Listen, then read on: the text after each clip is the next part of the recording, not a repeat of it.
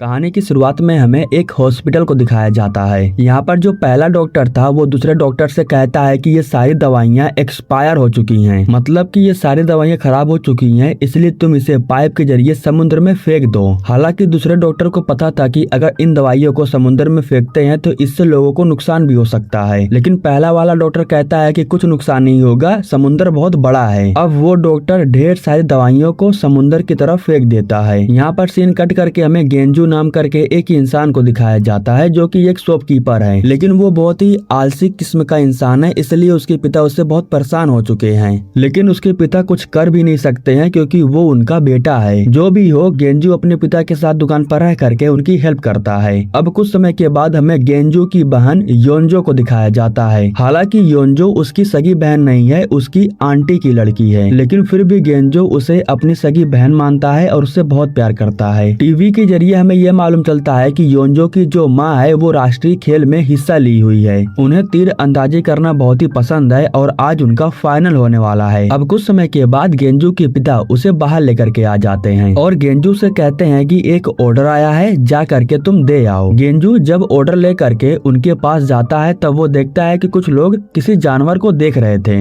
ये एक प्रकार से क्रिएचर था जो ब्रिज से लटका हुआ था और कुछ समय के बाद वो पानी में चला जाता है। जब वो इनके करीब आता है तो ये लोग उसे बोतल से मार रहे थे, लेकिन इन लोगों को इस बात का अंदाजा नहीं था कि वो क्रिएचर इन लोगों के लिए कितना खतरनाक साबित हो सकता है। कुछ समय के बाद वही क्रिएचर पानी से बाहर निकल करके इन लोगों के ऊपर हमला कर देता है। अब उस क्रिएचर को देखने के बाद यहाँ पर जितने भी लोग थे वे लोग बहुत ज्यादा डर चुके थे। इसी वजह से सभी लोग अपनी जान बचा करके भाग रहे थे। यहाँ पर कैबिन जैसा कुछ रखा हुआ था जिसके अंदर बहुत से लोग चले जाते हैं और फिर वो क्रिएचर भी सभी लोगों को खाने के लिए उसके अंदर चला जाता है। गेंजू के साथ एक और इंसान हिम्मत करके उस कैबिन के पास जाता है और लॉक को खोल देता है ताकि बाकियों की जान बच सके। गेंजू और वो इंसान उस क्रिएचर को मारने की कोशिश करते हैं, लेकिन तभी वो क्रिएचर उस दूसरे वाले इंसान को जान से मार देता है। इसके बाद जब गेंजू उस क्रिएचर के ऊपर हमला करता है तो उसका खून उसके मुंह पर आकर के गिर जाता है। खैर अब वो दोबारा भाग करके आता है और योंजो को लेकर के अपने साथ जाने लगता है, लेकिन बीच में ही गेंजू का पैर फिसल जाता है और वो नीचे गिर जाता है। इसके बाद उसे मालूम चलता है कि उसने किसी और लड़की का हाथ पकड़ रखा है। दरअसल योंजो तो पीछे ही छूट गई है और कुछ समय के बाद वो क्रिएचर आकर के योंजो को अपने साथ उठा ले जाता है। वो पानी के जरिए योंजो को ब्रिज के दूसरे तरफ लेकर के चला जाता है। हालांकि गेंजो अपनी बहन को बचाने के लिए पानी में जंप तो लगाता है, लेकिन इससे कोई फर्क नहीं पड़ता है। अब काफी समय के बाद जब सब कुछ शांत हो गया था तो यहाँ पर जितने भी लोग थे उन लोगों को यहाँ से कहीं और शिफ्ट कर दिया गया था और इस हादसे में जितने भी लोगों की मौत हो गई थी वे सभी लोग शोक मना रहे थे। यहाँ पर हम योंजो की माँ नामजो को देखते हैं जो फाइनल को जीत करके मेडल लेकर के आई थी। वो इस फाइनल को अपनी बेटी के लिए ही खेल रही थी। यहाँ पर हम ली को देखते हैं जो योंजो के पिता हैं। वो नशे की हालत में अपनी बेटी का शोक मनाने के लिए आते हैं। यहाँ पर वो गेंजो के ऊपर बहुत गुस्से में थे क्योंकि उसी की वजह से ये हादसा हुआ। अगर उसने हाथ नहीं छोड़ा होता तो आज योंजो जिंदा होती। खैर इनके परिवार के साथ बाकी के परिवार का भी बहुत ही बुरा हाल था। बहुत से ऐसे लोग थे जिन्होंने अपनों को खो दिया था। काफी समय के बाद पीला सूट पहन करके इस कमरे में कुछ लोग आ जाते हैं और चारों तरफ धुआं फैलाने लगते हैं। वे लोग ये भी पूछ रहे थे कि उस क्रिएचर के संपर्क में कौन कौन आया है। तो यहाँ पर जो गेंजू था वो कहता है कि क्रिएचर का खून मेरे मुंह पर आकर के गिरा था। अब यह सुनने के बाद ये लोग गेंजू को अलग से पकड़ लेते हैं और बाकी के लोगों को एक बस के जरिए क्वारंटीन के लिए भेज देते हैं। दरअसल ऐसा कहने में आया है कि जो इस क्रिएचर के संपर्क में आया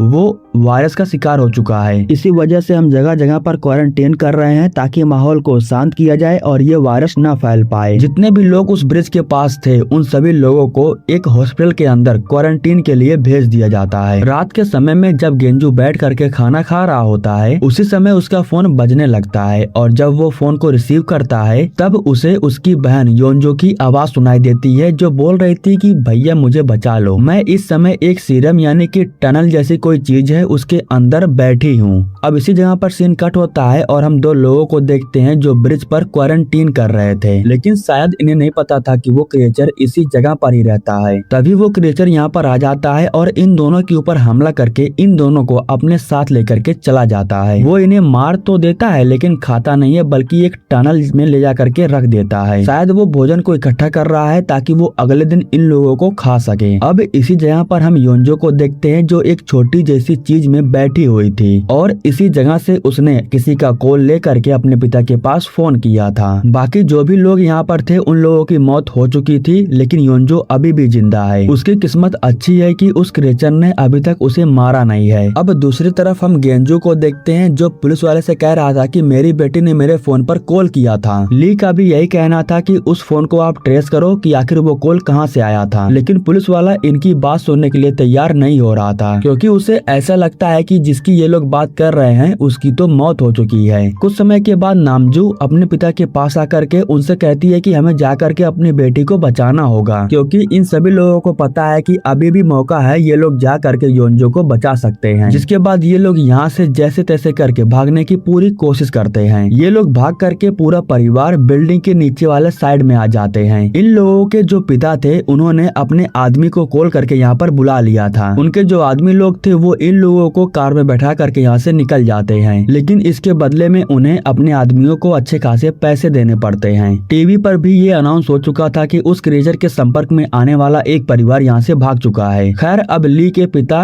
पैसे दे करके एक कार को भाड़े पर ले लेते हैं और कार के साथ साथ कुछ हथियार को भी ये लोग खरीद लेते हैं ताकि ये लोग जा करके उस क्रिएचर का सामना कर सकें। लेकिन इन लोगों का निकलना थोड़ा मुश्किल लग रहा था, क्योंकि चेकिंग लगी हुई थी। चेकिंग के पास एक पुलिस ऑफिसर इनके कार को रुकवा देता है। इन लोगों ने डॉक्टर का सूट पहना हुआ था, इसलिए उस पुलिस वाले को लगता है कि ये लोग डॉक्टर हैं। फिर भी वो पुलिस वाला इन लोगों से आगे जाने के लिए इनसे आईडी मांगता है। वो कहता है कि अगर तुम्हारे पास आईडी नहीं होगी तो हम तुम्हें आगे नहीं जाने दे सकते हैं। जिसके बाद ली के पिता ने कुछ पैसे इकट्ठा करके रखे थे और वो सारे पैसे उठा करके वो पुलिस वाले को दे देते हैं। इस तरीके से इन लोगों को यहाँ से जाने की परमिशन मिल जाती है। अब वहाँ से निकल जाने के बाद उस ब्रिज के पास में जितना भी टनल था ये लोग एक एक टनल के अंदर जाते हैं और अपनी बच्ची को ढूंढते हैं। बहुत सारे अलग अलग टनल में ढूंढ लेने के बाद भी इन लोगों को इनकी बच्ची कहीं पर भी नहीं मिलती है, इसलिए ये सभी लोग बहुत ज्यादा मायूस हो जाते हैं और वापस अपने ही दुकान पर आकर के बैठ जाते हैं। सभी लोग काफी ज्यादा थक चुके थे, इसलिए सभी लोग बैठ करके खाना खाने लगते हैं। यहाँ पर ये सभी लोग ऐसा इमेजिन करते हैं कि इनकी जो बच्ची है योंजो इनके साथ बैठी हुई है और वो भी खाना खा रही है, लेकिन ये सब कुछ सिर्फ इनका एक इमेजिनेशन था। वो तो अभी भी इस समय उसी ब्रिज के टनल में बैठी हुई है और भूख प्यास की वजह से उसकी हालत खराब हो रही है। जब योंजो को ऐसा लगता है कि वो क्रिएचर यहाँ पर आ रहा है तो वो मरने की एक्टिंग करने लगती है। वो क्रिएचर यहाँ पर आता है और अपने मुंह में से एक छोटे से बच्चे को रख करके यहाँ से चला जाता है। योंजो फौरन उस बच्चे के पास जा करके उसे उठाने की कोशिश करती है। यहाँ पर हमें मालूम चलता है कि वो बच्चा बिल्कुल ठीक ठाक है। सीन कट करके हम मिस्टर पार्क को देखते हैं, जो बैठ करके योंजो के बारे में गेंजू से बात कर रहे थे। लेकिन उसी समय गेंजू देखता है कि वो जो क्रिएचर है वो ठीक बाहर ही बैठा हुआ है। इसके बाद मिस्टर पार्क अपनी गन को लेते हैं और उस क्रिएचर को शूट कर देते हैं। इनका निशाना चूक जाता है और अगले ही पल वो क्रिएचर आकर के इनके दुकान के ऊपर हमला कर देता है। जब वो क्रिएचर दुकान के ऊपर था तो ये लोग फिर से उसे शूट करते हैं और इस बार गोली उसे लग जाती है। जब ये लोग दुकान से बाहर आते हैं तो इस बार ली अपने गन से दोबारा उस क्रिएचर को शूट करता है। क्रिएचर उठता है और उठ करके अपनी जान बचा करके यहाँ से भागने लगता है। बाकी ये लोग अपनी गन से लगातार उस क्रिएचर के ऊपर शूट कर रहे थे। इनकी गोलियों की आवाज सुन करके अब जो पुलिस थी वो इनकी तरफ आ रही थी। जिसके बाद मिस्टर पार्क कहते हैं कि तुम दोनों यहाँ से जाओ, मैं उस क्रिएचर को संभालता हूँ।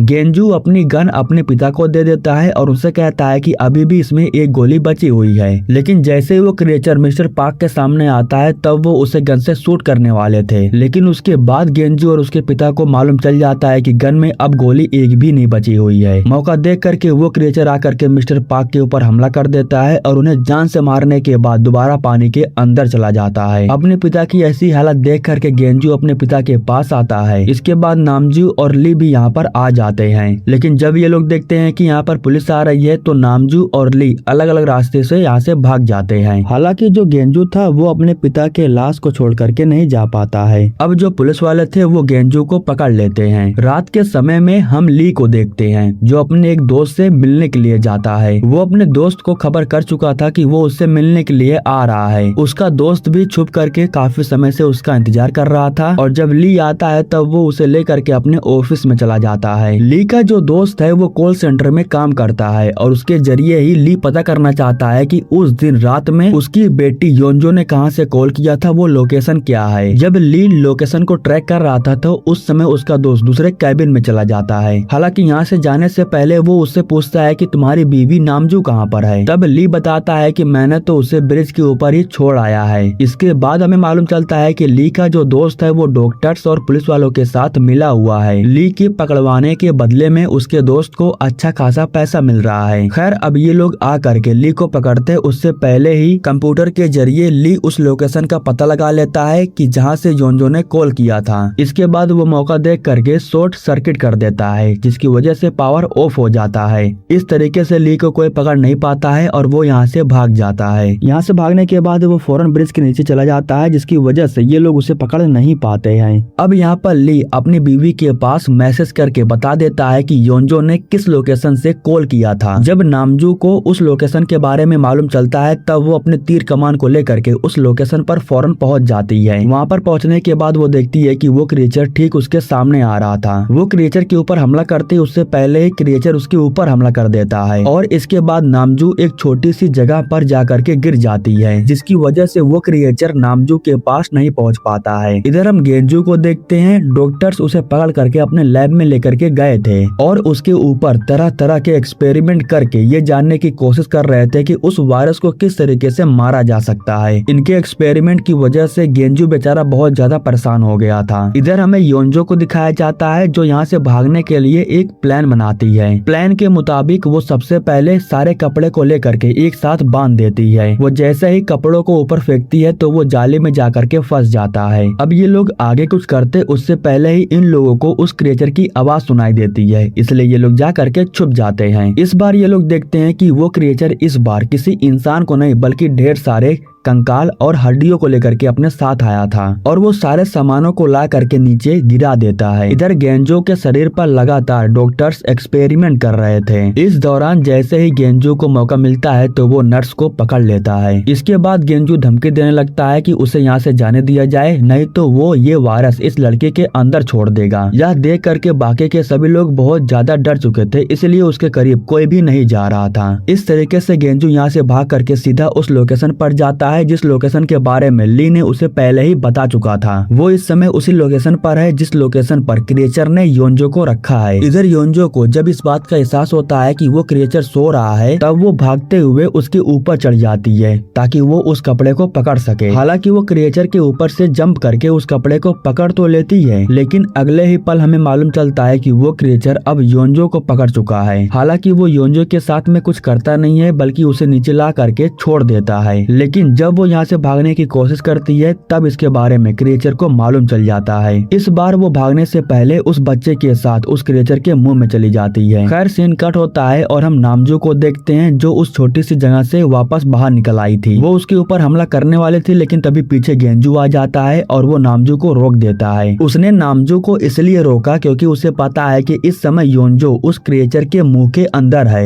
अब जिस तरफ वो क्रिएचर आ रहा था उस तरफ हम देखते हैं कि बहुत सारे लोग हड़ताल कर रहे थे, लेकिन जब इन्हें मालूम चलता है कि वो क्रिएचर इनकी तरफ आ रहा है तो इन लोगों में भगदड़ मच जाती है। उस क्रिएचर के लिए इन लोगों ने पहले से ही एक पाउडर में कुछ मिला करके रखा था। उस पाउडर के संपर्क में जब वो क्रिएचर जाता है तो अचानक उसका शरीर काम करना बंद कर देता है। मौका देख करके गेंजू उस क्रिएचर के पास जाता है और योंजो को उसके मुंह में से बाहर निकालता है, लेकिन इसके बाद उसे मालूम चलता है कि योंजो की अब मौत हो चुकी है। दोबारा इनकी बेटी इनके हाथ में लगी थी लेकिन ये लोग अपनी बेटी को बचा नहीं पाए। खैर अब जो गेंजू था वो क्रिएचर के ऊपर बहुत गुस्सा था, इसलिए वो जा करके उससे लड़ने लगता है, लेकिन वो क्रिएचर गेंजू के ऊपर हमला कर देता है जिसकी वजह से वो जख्मी हो जाता है। लेकिन इसके बाद जो ली था वो बहुत सारे बोतल्स को उस क्रिएचर की तरफ फेंक रहा था जिसकी वजह से आग लग रही थी और आग से उस क्रिएचर को बहुत डर लग रहा था। मौका देख करके एक इंसान उस क्रिएचर के ऊपर ढेर सारे डीजल्स को गिरा देता है। अब ली उस क्रिएचर की तरफ बोतल को फेंकता लेकिन उससे पहले ही उसके हाथ से बोतल छूट जाती जाती है और तभी यहीं पर नामजू आती है जो अपने तीर में आग लगा करके उस क्रिएचर की तरफ फेंकती है। इसके बाद अब उस क्रिएचर के शरीर में आग लग जाती है और वो जलने लगता है। उसे बहुत ज्यादा तकलीफ हो रही थी, इसलिए वो भाग करके पानी की तरफ जा रहा था, लेकिन एक बार फिर से गेंजू उसके सामने आ जाता है और उस क्रिएचर को पानी में जाने से पूरी तरीके से रोकता है और इस बार वो कामयाब भी हो जाता है। इस तरीके से वो क्रिएचर जल करके मारा जाता है। इसके बाद गेंजू उस बच्चे के पास जाता है जिसे योंजो अपने साथ लेकर के आई थी। वो बच्चा बिल्कुल जिंदा था क्योंकि योंजे ने ही उसे बचा करके रखा था। इसके बाद गेंजू उस बच्चे को अपने साथ लेकर के जाता है और उसे अपने साथ रखता है।